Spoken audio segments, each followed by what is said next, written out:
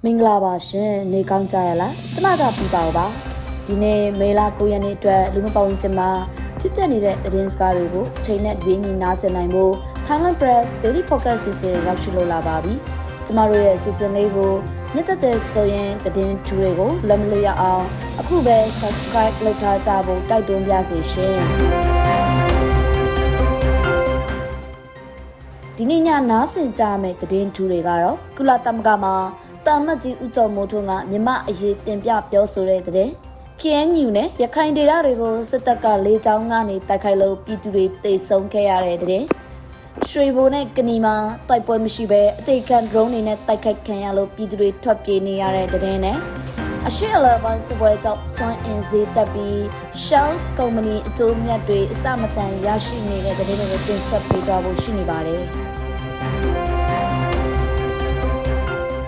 ်မြန်မာစစ်တပ်ရဲ့ရက်စက်ကြမ်းကြုတ်မှုတွေကြောင့်ပြည်သူတွေအစုလိုက်ပြုံလိုက်နေရဆွန့်ခွာနေရတဲ့အခြေအနေကိုကုလသမဂ္ဂဆိုင်ရာမြန်မာအမြဲတမ်းကိုယ်စားလှယ်တာမတ်ကြီးဦးကျော်မိုးထွန်းကကုလသမဂ္ဂမှာတင်ပြပြောဆိုလိုက်ပါတယ်။မေလ10ရက်နေ့ကနယူးယောက်မြို့ကုလသမဂ္ဂဌာနချုပ်မှာကျင်းပတဲ့ဒုတိယအကြိမ်ပြည်ပဆိုင်ရာရွှေ့ပြောင်းနေထိုင်ခြင်းပြန်လည်သုံးသပ်မှုဖိုရမ်မှာတာမတ်ကြီးကခုလိုပြောကြားခဲ့တာပါ။တာမတ်ကြီးကမြန်မာနိုင်ငံမှာ2021ခုနှစ်မတရားစစ်အာဏာသိမ်းမှုနောက်ပိုင်းအခြေအနေတွေဟာဆိုးဆိုးရွားရွားပြောင်းလဲသွားခဲ့ပြီးပြည်သူတွေအတွက်ရွှေ့ပြောင်းနေထိုင်မှုဟာစီးပွားရေးခွင့်လန်းတဲ့ရှင်တန်ရက်တီရေးအတွက်တိုက်ပွဲတစ်ခုဖြစ်လာခဲ့တယ်လို့ထောက်ပြထားပါတယ်။အဓိကအားဖြင့်စစ်တပ်ရဲ့ညာတာမှုကင်းမဲ့တဲ့စစ်မှတ်ပြုမှုတွေလူသားမျိုးနွယ်အပေါ်ကျူးလွန်တဲ့ရာဇဝတ်မှုတွေနဲ့အတ္တမတပ်သားစုဆောင်မှုတွေကြောင့်ပြည်သူ3.6 တန်းကျော်နေရဆွန့်ခွာနေရပြီးအဲ့ဒီထဲကမှ1.3 တန်းကျော်ဟာနေဆက်ဒေသတွေကိုထွက်ပြေးတိမ်းရှောင်နေတယ်လို့ဆိုပါတယ်။ဒီလိုထွက်ပြေးတိမ်းရှောင်နေရသူတွေထဲမှာတာမတ်ကြီးကိုယ်တိုင်ရဲ့အသက်80ကျော်အရွယ်မိဘတွေနဲ့မိသားစုဝင်တွေပါဝင်နေတယ်လို့ထပ်သွင်းပြောကြားခဲ့တယ်လို့2025ခုနှစ်ဟာဖိနှိပ်မှုတွေကြောင့်ထွက်ပြေးရတဲ့ရိုဟင်ဂျာဒုက္ခသည်တွေပြည်နယ်ပြည်မှာအသက်ဆုံးရှုံးမှုအမြင့်ဆုံးနှစ်ဖြစ်ခဲ့တယ်လို့လည်းပြောပါတယ်။မြန်မာနိုင်ငံဟာစစ်တပ်ရဲ့လုပ်ရက်တွေကြောင့်လူကုန်ကူးမှုအွန်လိုင်းလိမ်လည်မှုနဲ့နယ်စပ်ဖြတ်ကျော်မှုကင်းတွေစက်စားရနေရဖြစ်လာနေတာကိုလည်းတတိပေးခဲ့ပါတယ်။အဆုံးတမှာတော့တာမတ်ကြီးကပြည်သူတွေဘေးကင်းလုံခြုံစွာနေရပြန်နိုင်ဖို့အတွက်ပြဿနာရဲ့အဓိကဇမင်းဖြစ်တဲ့စစ်အာဏာရှင်စနစ်နဲ့စစ်တပ်ရဲ့ပြည်ထန်လုံငင်းခွင့်တွေကိုအပိသက်ချုပ်ငိမ့်ဖို့လိုအပ်တယ်လို့အလေးပေးပြောကြားခဲ့ပါတယ်။မြို့သားညီညွတ်ရေးဆိုရ NUG နဲ့တိုင်းဒေသဒီမိုကရေစီအင်အားစုတွေကျုပ်ပတ်နေတဲ့ Federal Democracy ပြည်ထောင်စုထူထောင်ရေးလုပ်ငန်းစဉ်တွေကိုနိုင်ငံတကာအသိုက်အဝန်းနေနဲ့ဝိုင်းဝန်းကူညီပံ့ပိုးပေးကြဖို့ကိုလည်းတိုက်တွန်းတောင်းဆိုသွားခဲ့ပါတယ်။ KNU နယ်မြေဖြစ်တဲ့ဘီလင်းနဲ့ဗအံမြို့နယ်ပြင်ရခိုင်ပြည်နယ်ကြောက်တော်နဲ့မင်းပြမြို့နယ်တွေမှာစစ်တပ်ကလေကြောင်းနဲ့လက်နက်ကြီးတွေတုံးပြီးစက်တိုက်တိုက်ခိုက်ခဲ့တာကြောင့်ကလေးငယ်တအူပါဝင်ပြည်သူ၄ဦးတေဆုံးပြီးနေအိမ်နဲ့အဆောက်အုံများပြားပျက်စီးသွားခဲ့ပါတယ်။ KNU ရဲ့ထုတ်ပြန်ချက်အရဧပြီလနောက်ပိုင်းတွင်ဘီလင်းမြို့နယ်ကဝင်းတာပန်နဲ့ကြောက်ဖြာရွာတွေကို112လေယာဉ်တွေဂျက်ဖိုက်တာတွေနဲ့အကြိမ်ကြိမ်ပုံကျဲတိုက်ခိုက်ခဲ့တာကြောင့်နေအိမ်29လုံးကျော်စာတင်ကျောင်းတစ်ကျောင်းနဲ့ဘာသာရေးအဆောက်အုံတွေပျက်စီးခဲ့ရပါတယ်။ဒါအပြင်ဗအံမြို့နယ်ထီကျော်ခီရွာအနီးကိုလက်နက်ကြီးနဲ့ပစ်ခတ်ခဲ့တာကြောင့်အသက်88နှစ်အရွယ်အဖွားအိုတူလက်နက်ကြီးကြီးစားထိမှန်ပြီးတေဆုံးခဲ့ပါတယ်။အလားတူရခိုင်ပြည်နယ်ဘက်မှာလည်းမေလ9ရက်နေ့ကမင်းပြနဲ့ကြောက်တော်မြို့နယ်တွေကိုစစ်တပ်ကလေကြောင်းကနေဒရက်ဆက်ဘုံကျဲတိုက်ခိုက်ခဲ့တယ်လို့ AA ကသတင်းထုတ်ပြန်ပါတယ်။ကြောက်တော်မြို့နယ်အတွင်းကို Jet Fighter တွေနဲ့ပေါင်900ဘုံတွေကျဲချခဲ့တဲ့ပြင်112လေယာဉ်တွေနဲ့လည်းCluster ဘုံကအစုလိုက်ကွဲဘုံ24လုံးခန့်လာရောက်ပစ်ခတ်ခဲ့တာပါဒီတိုက်ခိုက်မှုတွေကြောင့်ကလေးငယ်တအူရက်တာအူနဲ့အကျဉ်းထောင်စေဝန်ထမ်းတအူတို့တေဆုံးခဲ့ရပြီးပြည်သူ10ဦးခန့်လည်းဒဏ်ရာအပြင်းထန်ရရှိခဲ့ပါတယ်လက်တလုံးမှာတော့လေကြောင်းတိုက်ခိုက်မှုတွေဆက်တိုက်ရှိနေတာကြောင့်နေအိမ်မီးလောင်ပျက်စီးမှုစင်းအတိအကျကိုပေါက်ယူဖို့ခက်ခဲနေစေဖြစ်တယ်လို့သိရပါတယ်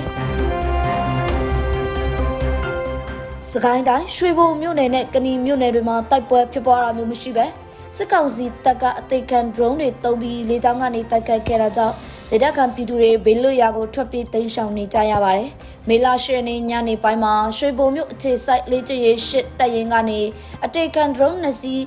းလွတ်တင်ပြီးရွှေဘိုမြို့နယ်အနောက်တောင်ချမ်းကိုနှစ်ကြိမ်တိုက်ခိုက်ခဲ့တာပါ။ဒီတိုက်ခိုက်မှုကြောင့်ပြည်သူတွေထိခိုက်မှုရှိမရှိကိုတော့အတည်ပြုနိုင်ဖို့ဆက်လက်စုံစမ်းနေဆဲဖြစ်ပါတယ်။ဒေသခံတွေရဲ့ပြောပြချက်အရစစ်ကောင်စီတပ်ကအသေးခံ drone တွေကိုနေ့စဉ်လွတ်တင်ပြီး တိုက်ခိုက်မှုတွေလှုပ်ဆောင်နေတာကြောင့်ပြည်သူတွေအနေနဲ့လေကြောင်းအန္တရာယ်ကိုဒီပြုနေထိုင်ကြဖို့ကိုလည်းတိုက်တွန်းထားပါတယ်။အလားတူကဏီမြို့နယ်အနောက်မြောက်ချမ်းမှာလည်းမုံရွာနမခစစ်ဌာနချုပ်ကလက်တင်လိုက်တဲ့အသိခံဒရုန်း၄စီးနဲ့မေလ၈ရက်နဲ့9ရက်နေ့တွေမှာနေရက်ဆက်တိုက်ခိုက်မှုတွေပြုလုပ်ခဲ့ပါတယ်။ကဏီမြို့နယ်မှာပဲပြီးခဲ့တဲ့မေလ9ရက်နေ့ကလည်း Jet Fighter နဲ့